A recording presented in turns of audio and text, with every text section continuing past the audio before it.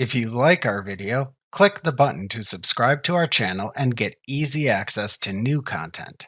To see our full suite of ad-free video courses, instruction manuals, and quick reference guides, visit us at www.teachucomp.com. To apply a preset WordArt formatting style to any chart or chart element in Excel that contains text, first select the chart or chart element that contains text to format. Then click the desired WordArt style to apply from the listing in the WordArt Styles button group on the Format Contextual tab in the ribbon. To apply custom WordArt formatting to a selected chart or text-containing chart element, use the Text Fill, Text Outline, and Text Effects drop-downs in the WordArt Styles button group.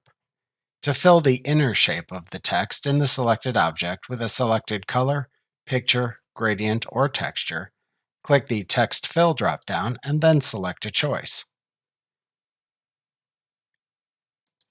To customize the color, weight, or dash style of the text outline in the selected object, click the Text Outline drop-down and then select a choice. To select an effect to apply to the text in the selected chart element, click the Text Effects drop-down, roll your mouse pointer down to the effect category to apply, and then select an effect category from the side menu of choices that appears.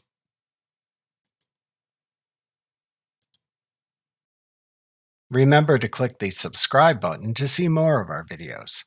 See our full suite of courses, instruction manuals, and quick reference guides at www.teachucomp.com.